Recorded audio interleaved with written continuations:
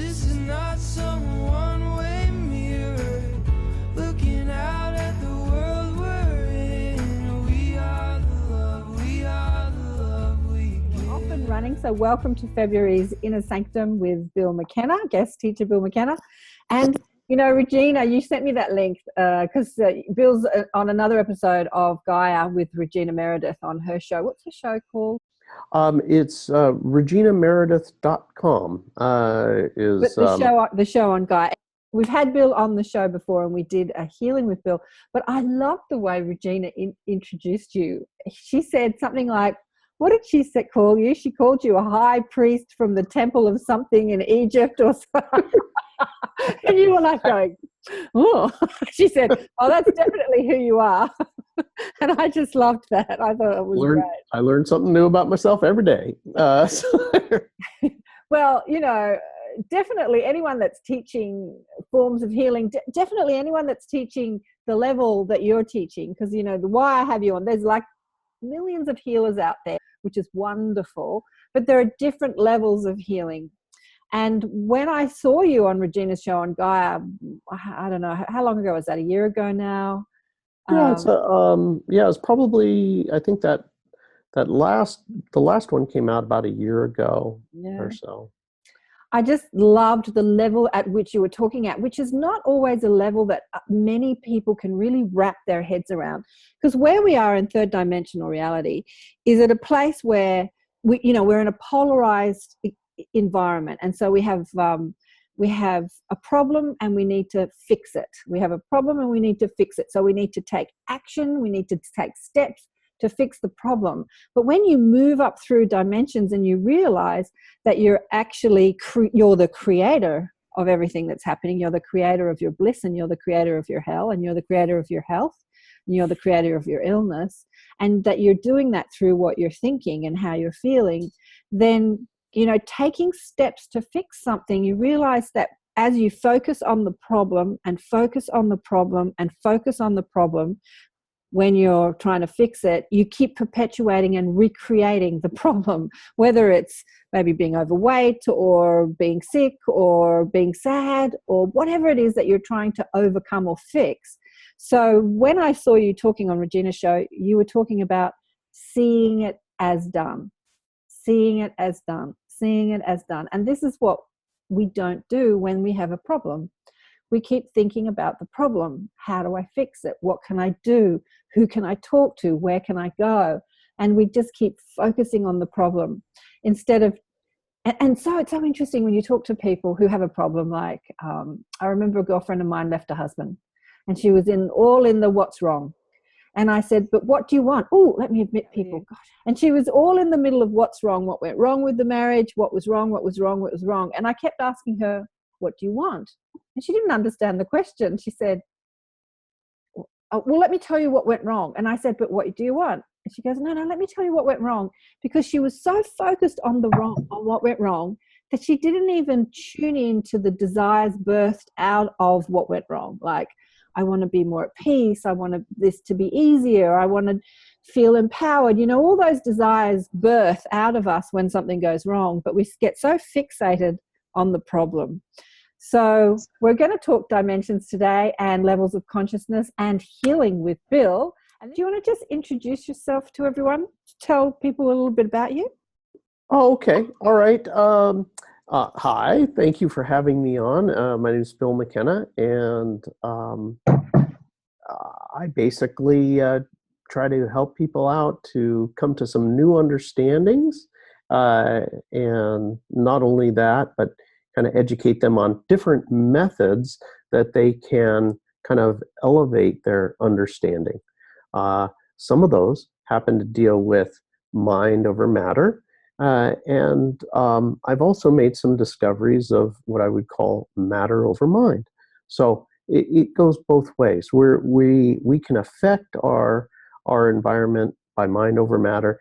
And the interesting thing is our body can actually force our mind to process what it cannot. So anyway, what I do is just try to help people not only maybe come to a new realization, which another way of putting that, which everybody's familiar with, is raising your consciousness. Mm. So, and the level of consciousness that you're at is another way of putting that is just the understanding that you've come to thus far in your life. What's true for you, and anyway, help you to kind of maybe see another truth, and in that helps to change your life and change your circumstances in all kinds of ways.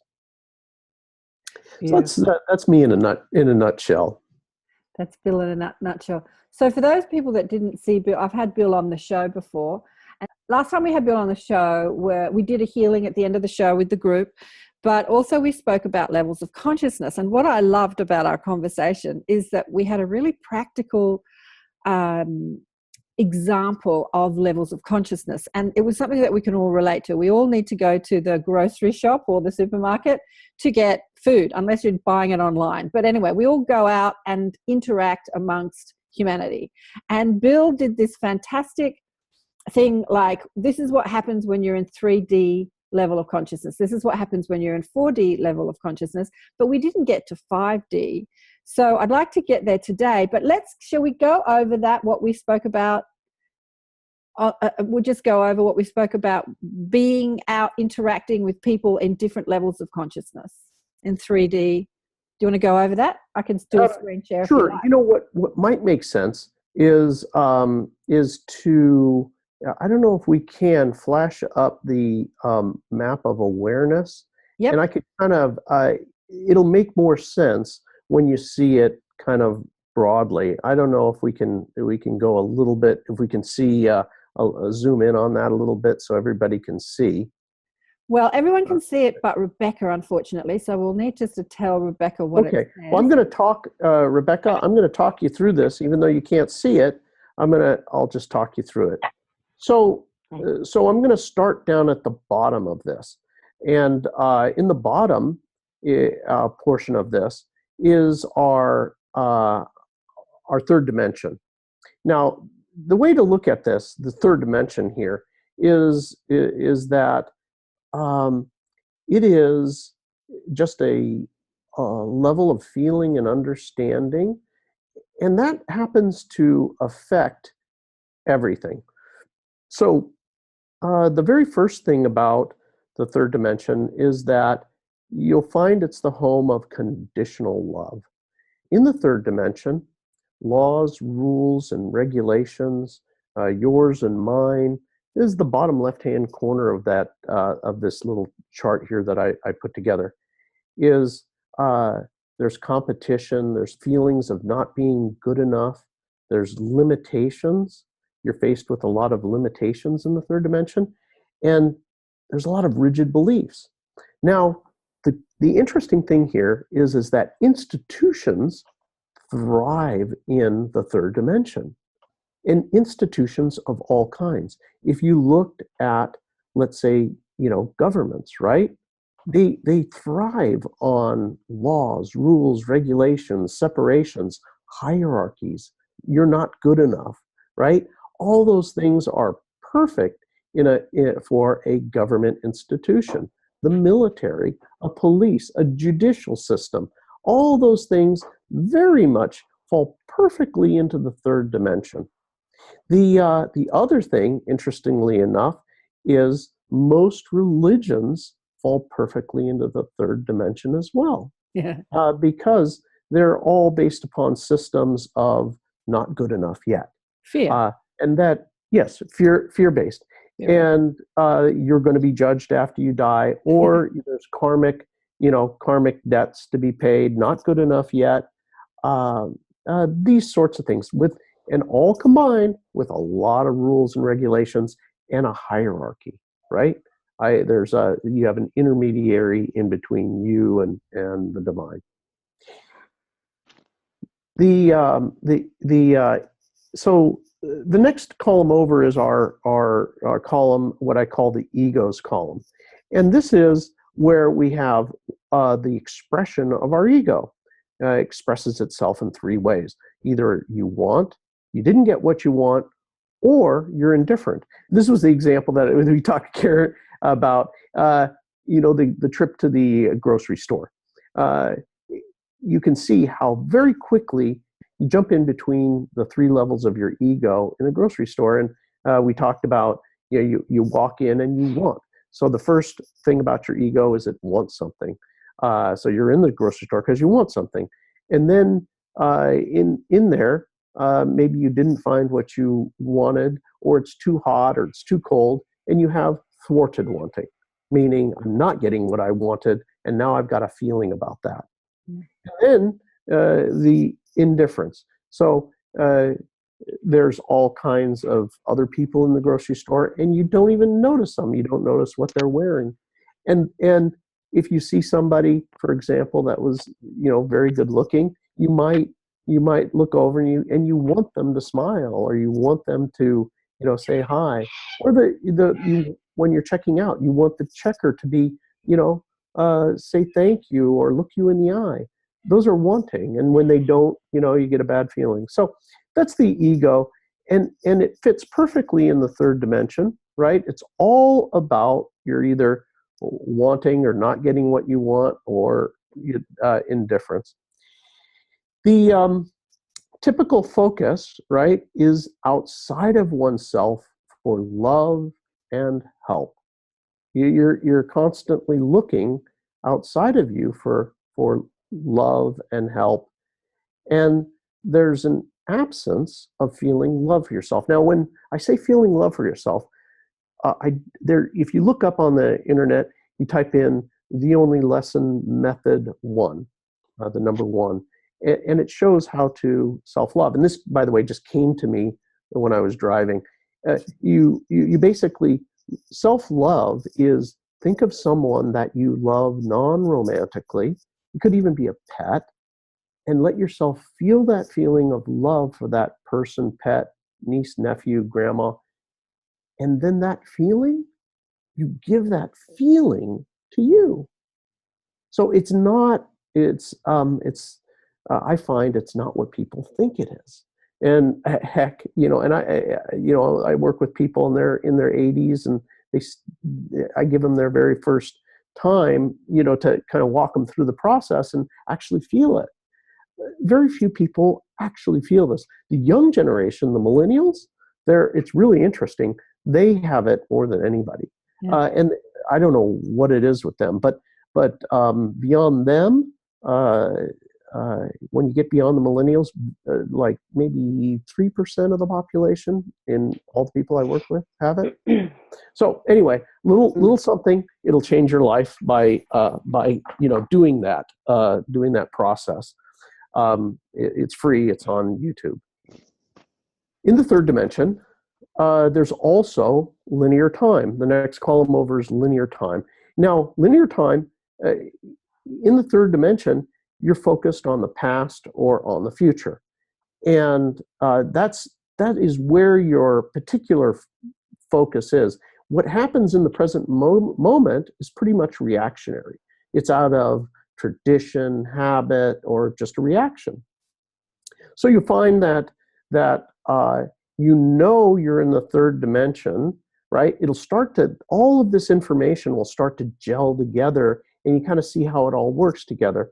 There is what I'm calling a range of understanding. And by range of understanding is also could be termed a level of consciousness, right? The predominant understanding that you've come to thus far in your life. It starts off on the low end of shame, humiliation, guilt, grief, blame, hopelessness, despair, and then anger, desire, craving, ego inflation, pride, these sorts of things. You have a predominant level that you go back to, and you know this already by looking. It's very easy to see it in the people around you. People that they may not be agitated for a little while, but they're going back to it, right? Or that they're constantly in the craving addiction cycle. or they're like certain political figures. They're very inflated, right? And they're very much about their pride and inflation. And they're also you're in the third dimension also with demanding or condemning, right? Those type of things are very much in the third dimension. The phase that people are in is that they see things as happening to them. Mm. This happened to me, or when you start to raise up into the higher levels of the third dimension, is it happened by force of will. I did it. Militaries, right? Yeah. Militaries, part of third dimension, force of will. It fits absolutely perfectly. You have very little ability in this dimension to affect your circumstances. When I say little ability, I mean that you can affect it through force of will, and that's all day, every day. Most of the population is affecting things through force of will, and that's just obviously how most of us experience the world. The other column that is not on here, but I've been wanting to add is a column that is related to deception. Mm. In the third dimension, we have deception and lies that are maintained, if you will. They're fear-based, right? If I feel guilty, right, I don't want everybody to know what I feel guilty about, or all kinds of different lies and deceptions. I would say that this is the home of them. And as we graduate here into the fourth dimension, this will make more sense. And I'll address this right now because I'm on the subject. When you move from the third dimension to fourth dimension, that all of these deceptions and lies start to unravel, Yeah. and they become exposed. Now, the most interesting thing here is that we are experiencing this globally. Yeah. That there were all kinds of deceptions and lies, and now kind of the veil disintegrates as you move into the next dimension or level of frequency, however you want to call this. But if you look, all of this movement of Me Too, where in Hollywood, they all these people that had done these things, that were violating women, Yeah. and all of these other secrets, that we have all kinds of agencies out there that were supposedly looking after the well-being of the citizens of a country, and you find out that it's not the case. They were doing some dirties, and there were also, and this is globally, the hacks are going on where I forget, there was that one international bank in Costa Rica that exposed millions and millions of the top echelons of the world and what their kind of dirty business dealings were. Yeah. But anyway, this is just a very natural occurrence as the vibration gets raised. Right. Yeah. That lies and deceptions become exposed. So Bill, third dimension. Go Can I ahead. interrupt you for a minute? So what you're saying here too about uncovering stuff. Cryptocurrency has become really huge. Well, it's been happening for about 8 or 9 years, but it's like really taking off in the last year or so. And what's really interesting about cryptocurrency, Bill, is as people say, I don't understand it, I don't get it. What is it? What is it? What is it? It's like this new money. You know what cryptocurrency is, Bitcoin. Mhm.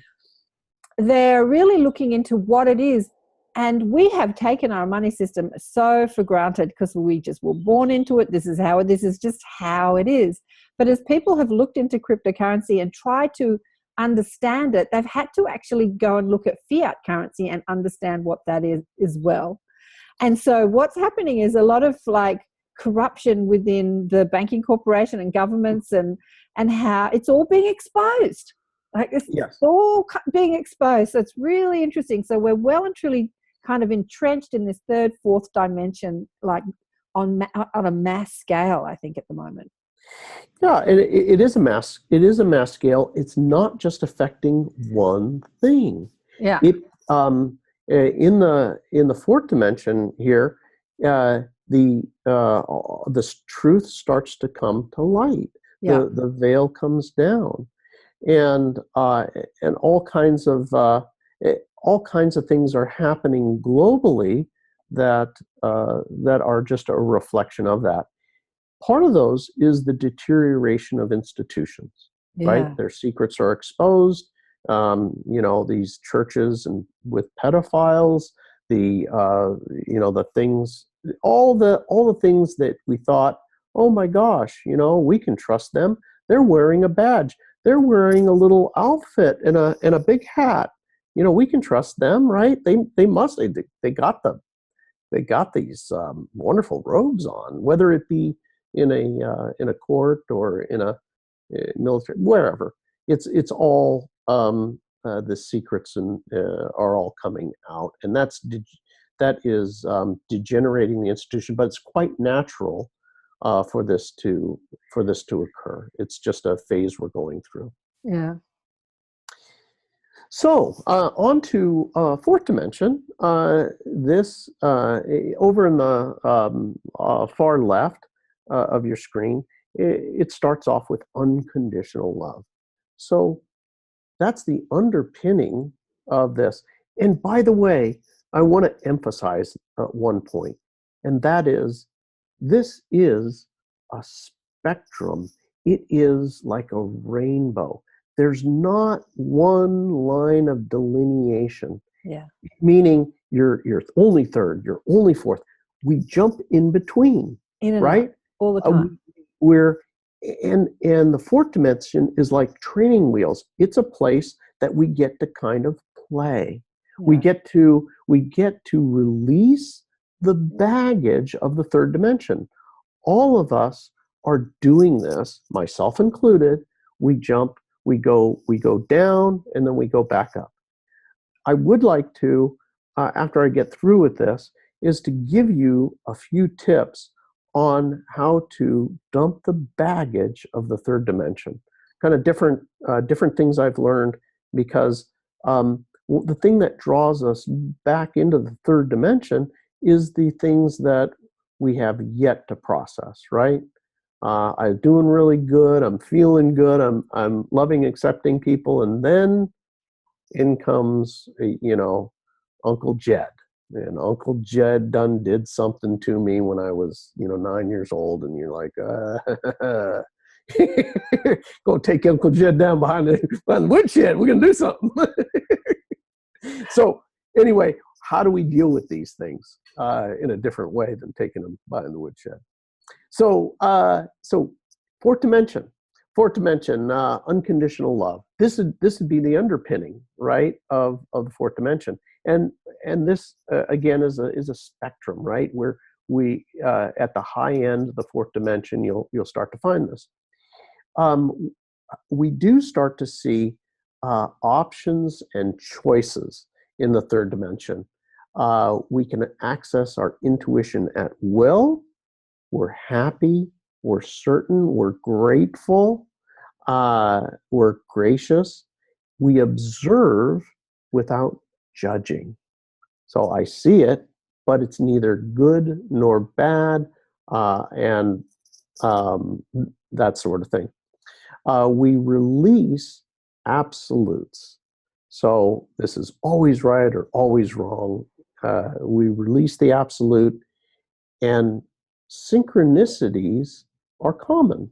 You'll just find that they just all of this is very natural, right? It's not, this is not kaboom. It is just a natural evolution. So your ego is neutralized. You can imagine if I, for example, stop judging, right, and stop either the wanting or thwarted wanting, and that's going to be another way of looking at it is the ego is going to I want or I don't want, right? those things start to diminish on the external.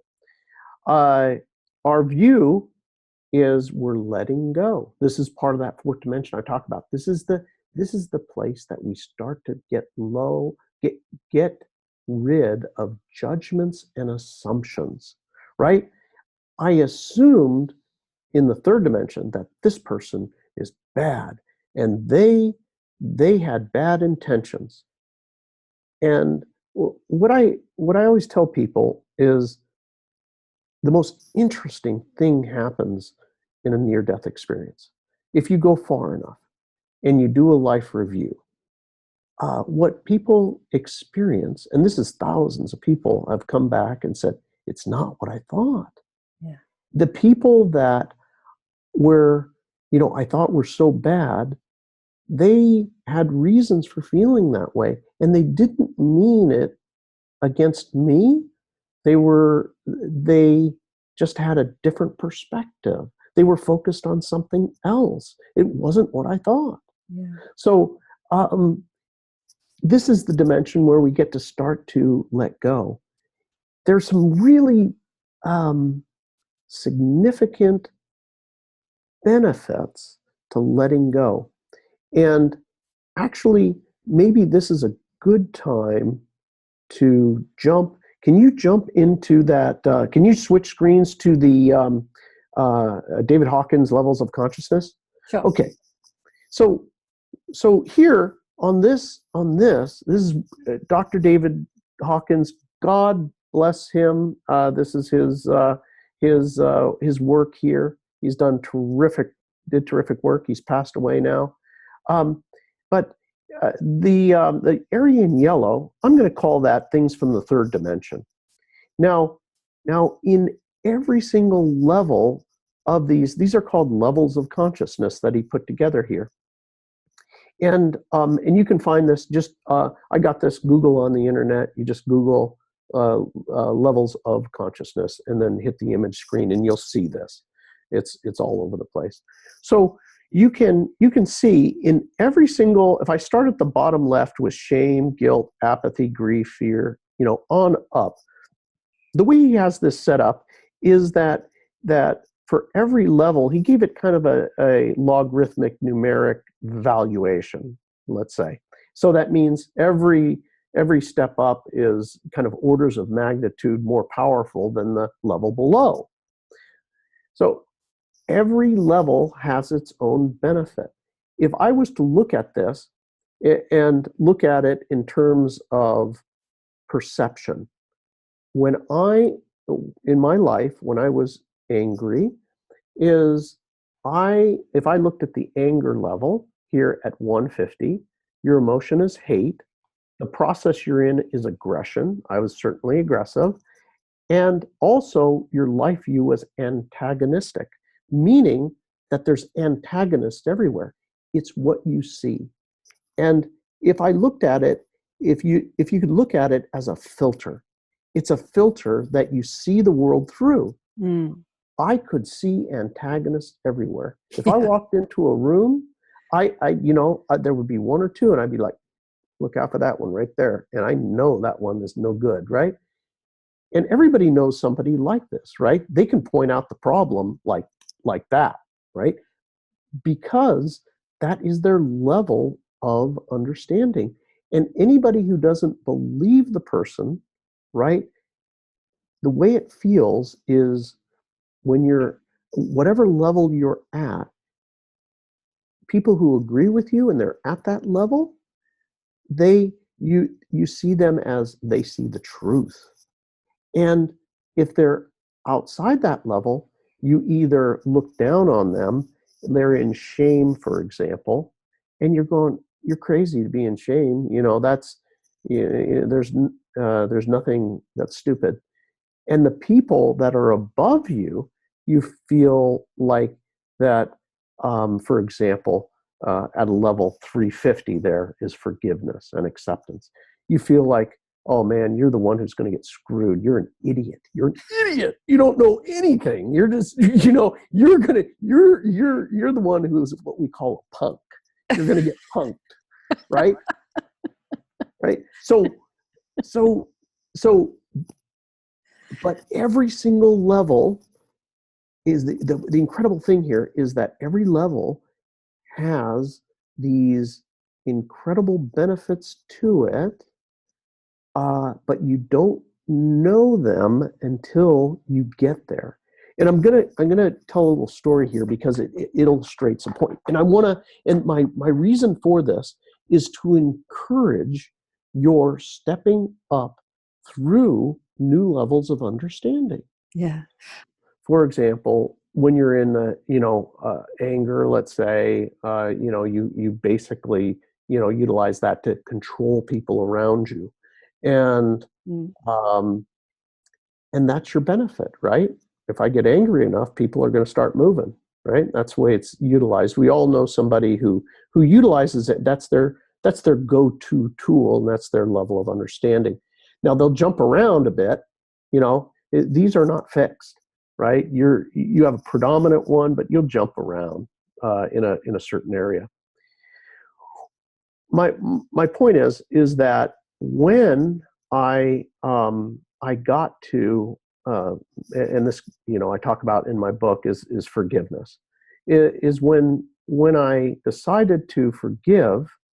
When I did that, what happened is that I started to see things as harmonious, and there was an emergence of intuition, and there's also a very, very much a good feeling and starting to accept things.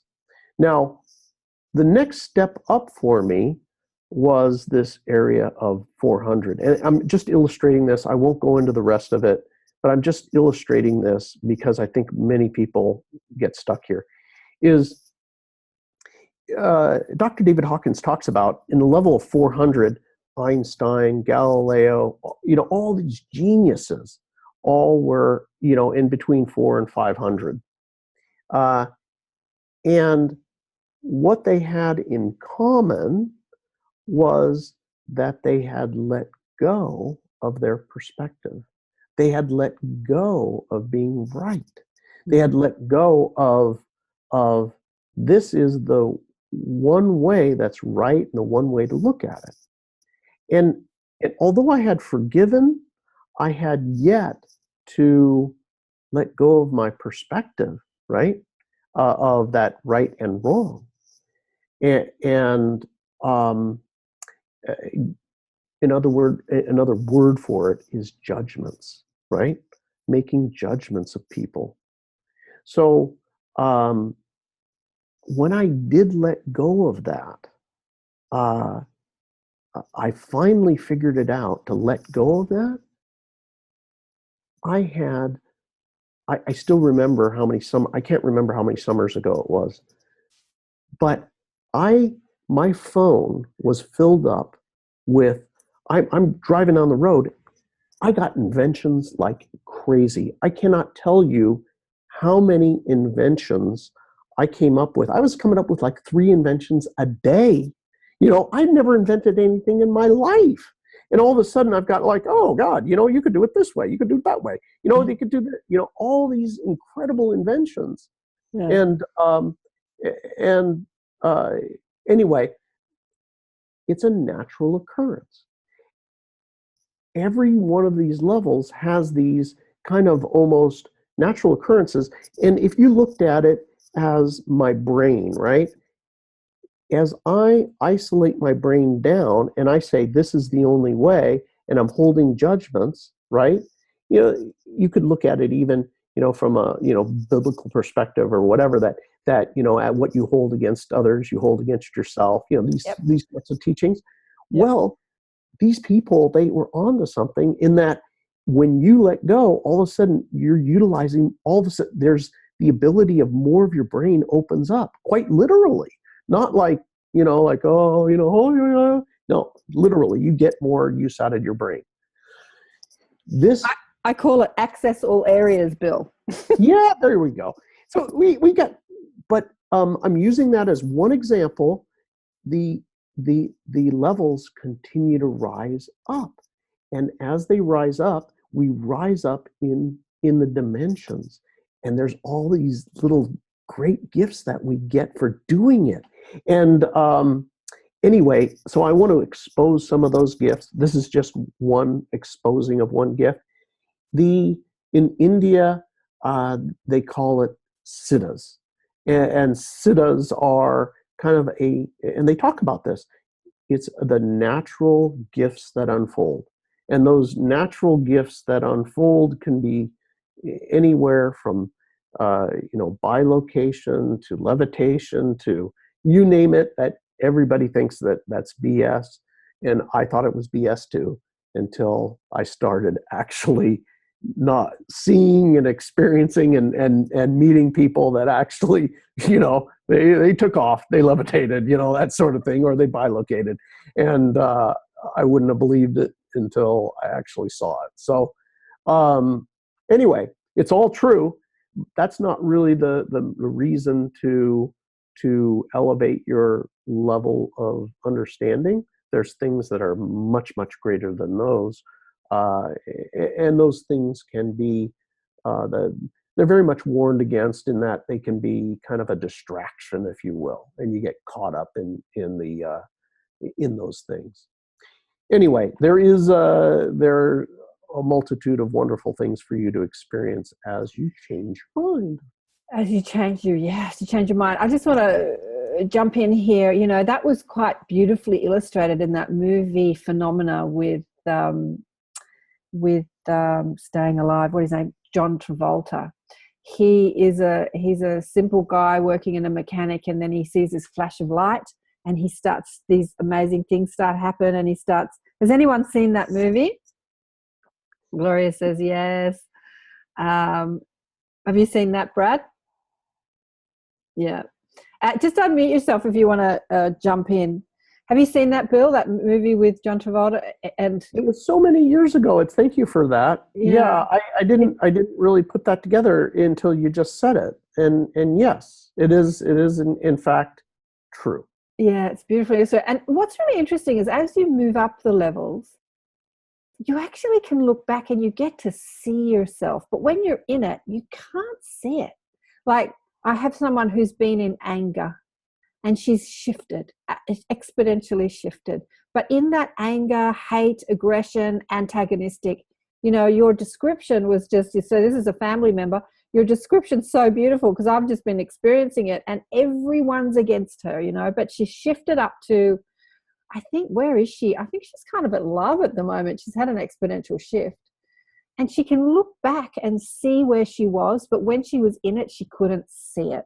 No, you can't see it. It's so interesting. You just get more awareness as you move up, and yes, beautiful. And yes, you do. And the things that seemed impossible before become kind of course.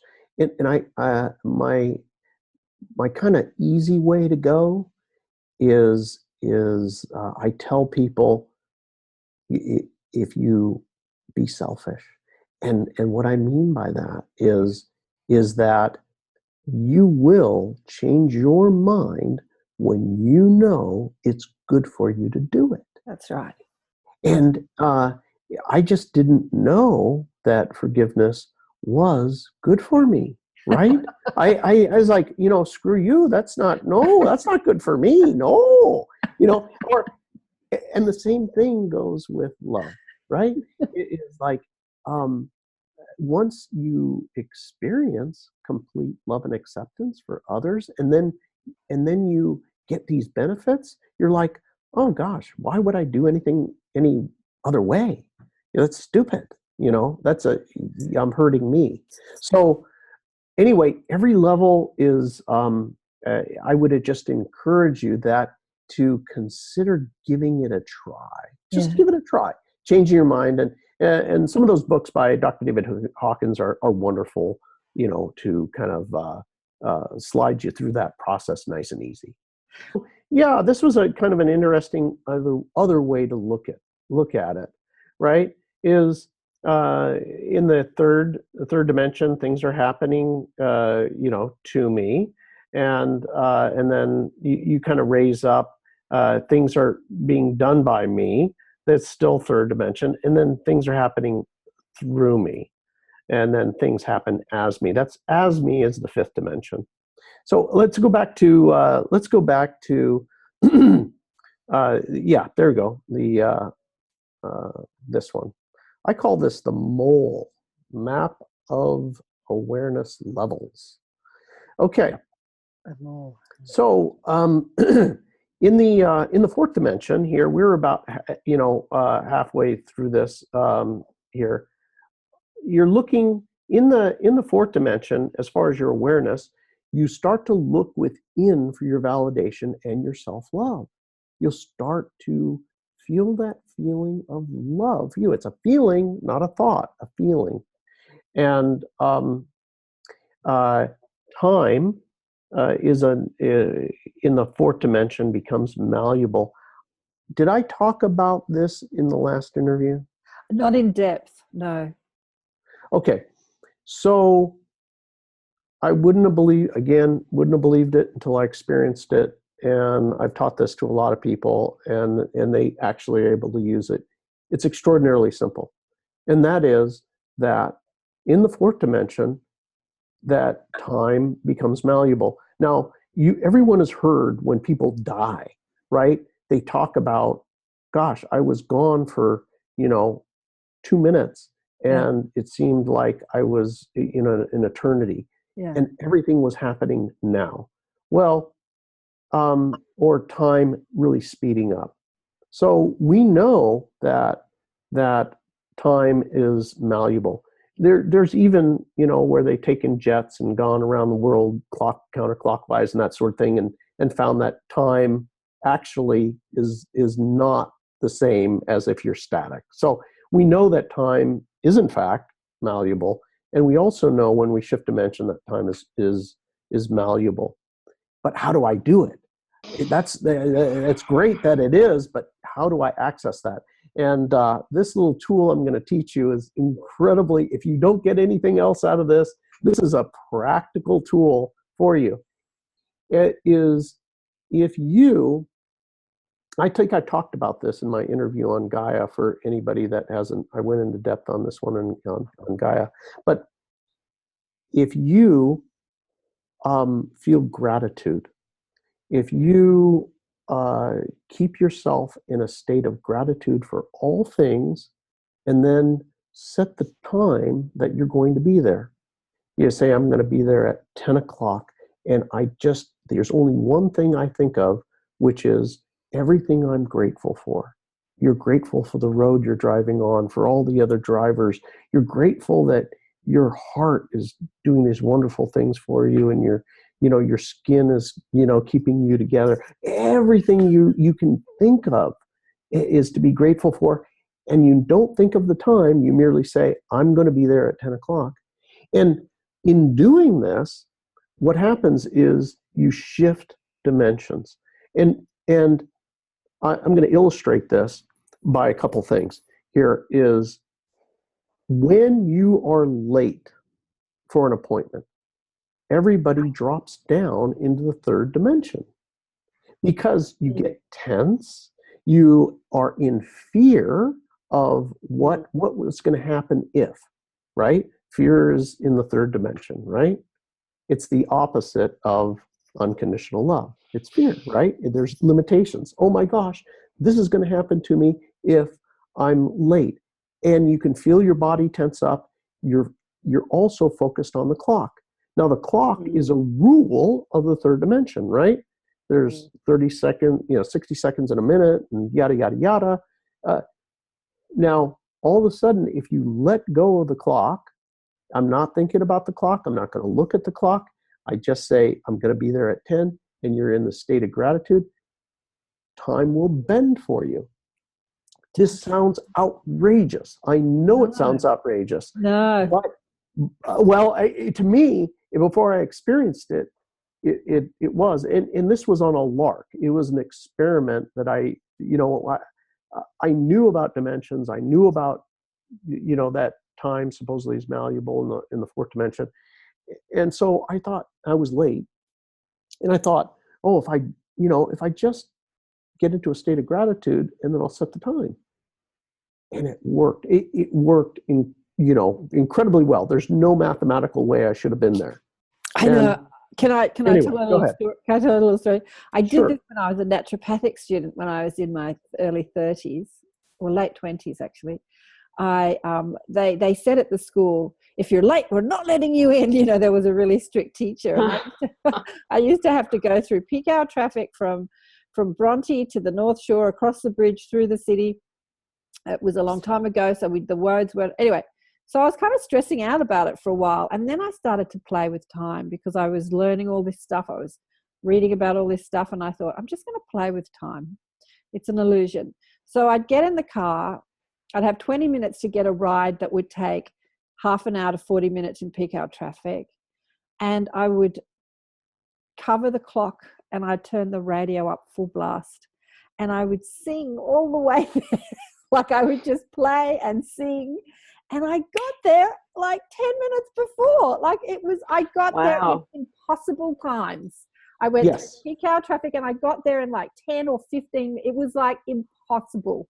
And I was sitting it was like time warped. It was just warping. But wow. Yeah. You did the exact same thing. You got yourself up into the fourth dimension. Totally. You weren't thinking of fear. You were in joy. You're just in completely in joy, and you had set your intention, and pow, it happened. It happened. Yeah. That's it. That's how it works. Awesome. Yeah, that's how exactly. That happened to me. Now that you explain it, now I see what happened. I had a lunch date with a friend of mine, and I was so excited to see her. I hadn't seen her in so long. And so usually I plan. I know when I have to leave, how much time I need to get dressed, yada, yada. Yeah. So anyway, all of a sudden I find myself in the restaurant, and I'm a half hour early, and I'm thinking, what the hell just happened? I know that I was supposed to be here at noon, but it's 11:30. And I thought to myself, something weird just happened here. Yeah. And I knew something weird had happened, and it sounds exactly what you're talking about. Yeah, that's it. That's it. Isn't this brilliant? Yeah. That's awesome cool. that you experienced it all on your own. That's there you go. Well, now the way that this is accessible at will. The irony is that you have to let go of the clock, and you have to let go of your fear and get into a space of love, gratitude, joy, those kind of things, and you can do it. But very few, you guys experienced it, but very few people can, because we're naturally accustomed to, oh my gosh, I'm late. Holy cow, what are all the ramifications? So anyway, now you know how to do it at will. And I look forward to anybody's stories that come back from this. And as you say, you can't look at the clock. Like, I used to I used to put a sticker over my clock in the car, like, don't even look at the clock. Like, time. It's like irrelevant, the time. It's not even relevant. And the reason that works is because you are no longer engaging in the rules. Yes. And the rules of the third dimension. We go back, the third dimension has rules, and the clock is a rule. That's it. Right? Uh-huh. So you say, I'm not even going to pay attention to the rules. And anyway, there we go. All right. So your understandings in this dimension, again, this is a rainbow, right? Willingness, optimism, trusting, forgiving, the genius level creativity, like we talked about, empathy, compassion. You're allowing. This is the art of allowing comes into play, not tolerance. Tolerance is part of the third dimension. Allowing is part of the fourth. I allow others to be, do, and say as they wish. I don't allow anybody to hurt me, right? But I allow them to be and have their own opinion and perspectives without making them wrong. So, and I also want to mention something to make it easy for the listeners to, jump up here. Unconditional love is seen in your own best interest. But how do I do that? It always seems so darned unattainable. I remember all my life, I was like, yeah, well, I know Jesus said do it, but he was Jesus. That's why they called him Jesus. He was the man, he can do it. Nobody else can. It's not realistic. It is realistic. And here's how you do it is it's a good feeling unattached to an outcome. I have a good feeling towards you unattached to an outcome. Simple. Try it that way. It'll make it a little bit more accessible, right? That's one method of getting there, right? Well, this is going back to what I was talking about in the beginning, Bill, about how we try and wrestle our problems to the ground.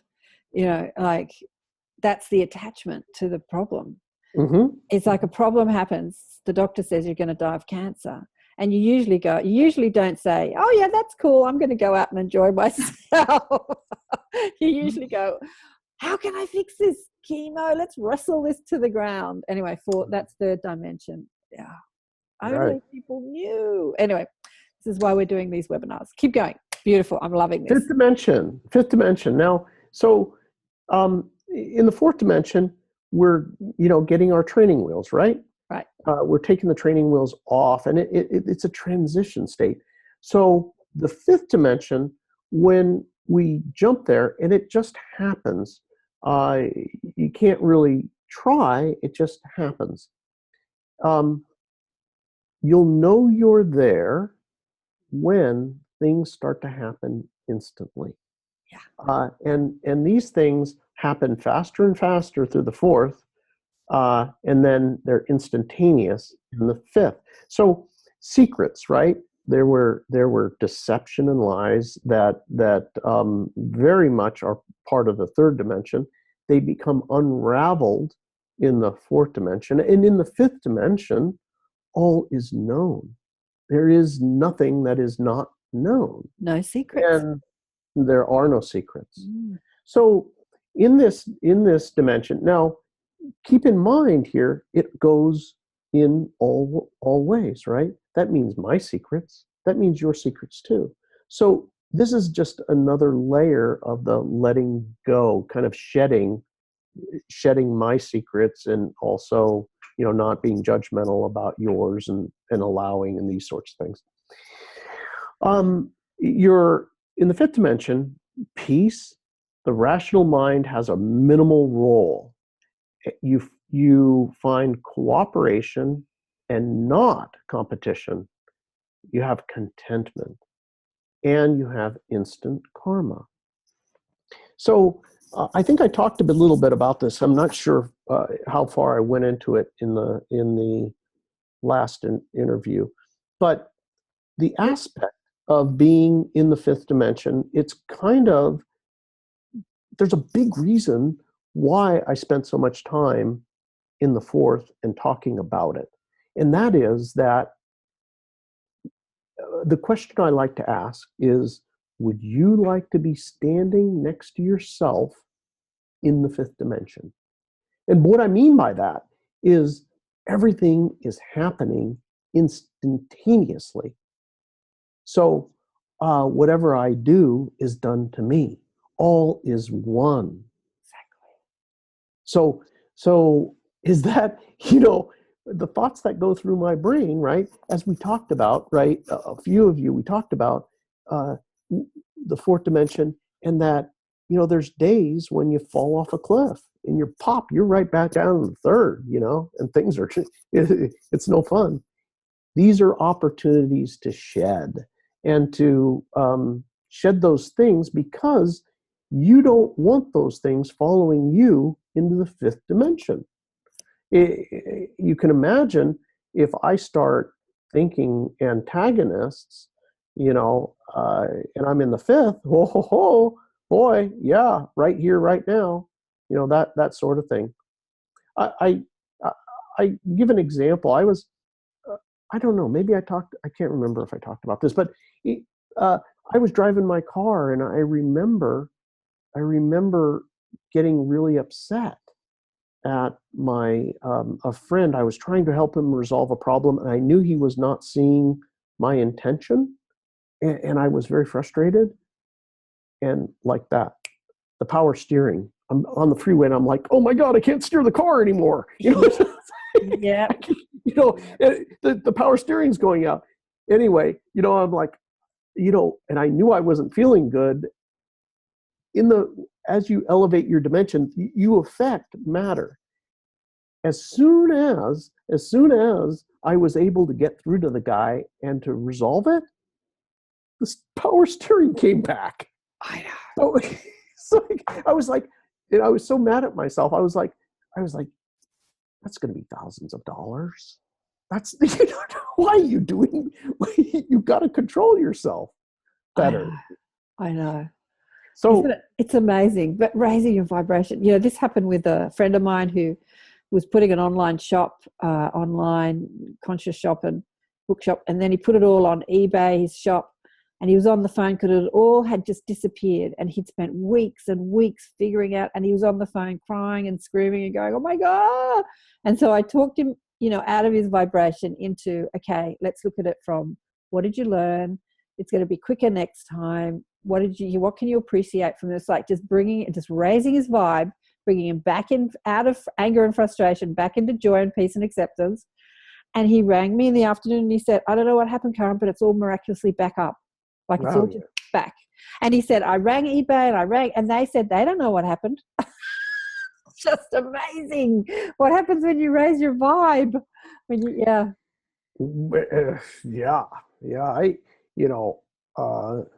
I remember, it was years ago. I forget what it was, but if for you that have been married, now and again, you might get upset at your husband or wife. I don't know. Maybe Never. I don't know. I remember walking in, and it wasn't but a few weeks prior.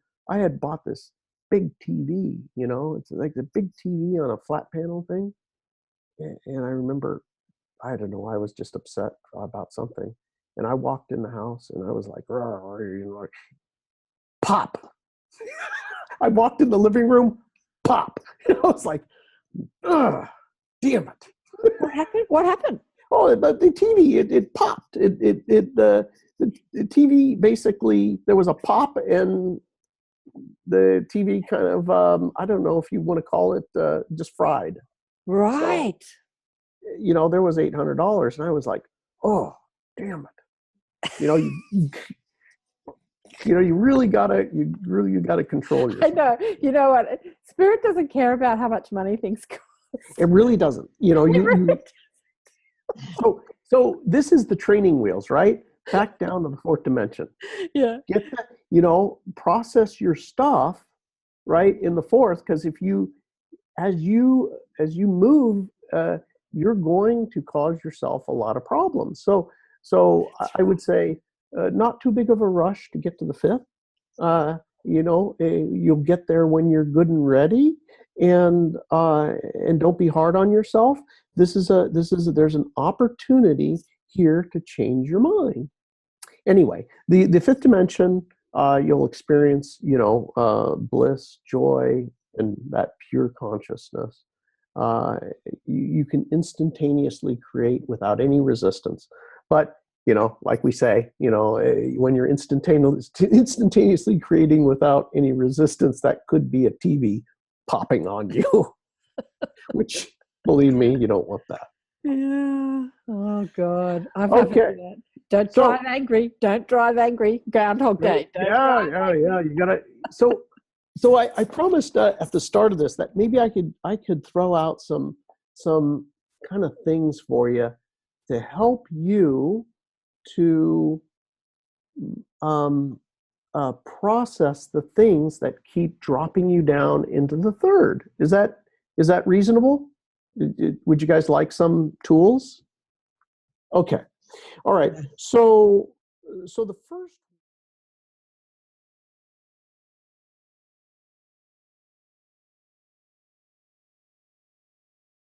If no one's got any more questions, we might just wrap it up. All right. Well, thank you all for taking time with me today. That was really, really fun. Thank you. Thank you. Thank you. Just tell people how they can get more in touch with your teachings, what you've got going on. Oh, BillMcKennaEvents.com. You can keep informed of different events there. We're putting together a few of them. One in San Diego in the summer of 2018, and then one in Mexico 2018 as well in Puerto Vallarta.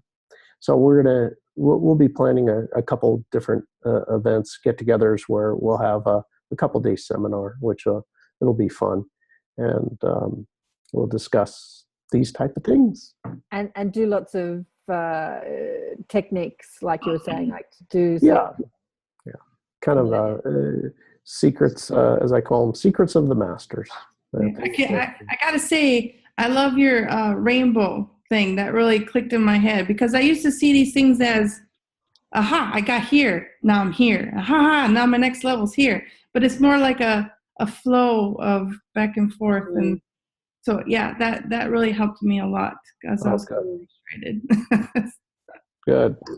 Bill, thank you again. It's been beautiful, beautiful, beautiful. And so you said in the summer, obviously that'll be our winter. What dates are you thinking of doing the events? It's on It's on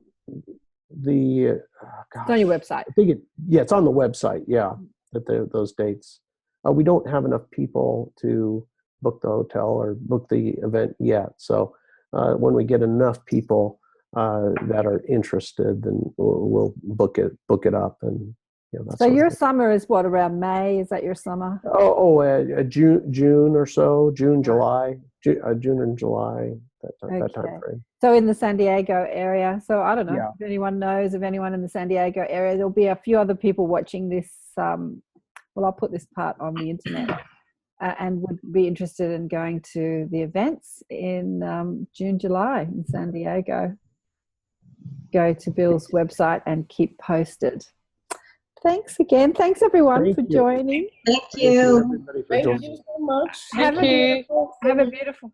Thank you. Thanks, Cecil. Have a beautiful Saturday night and Sunday, and see you all again soon. Lots of love.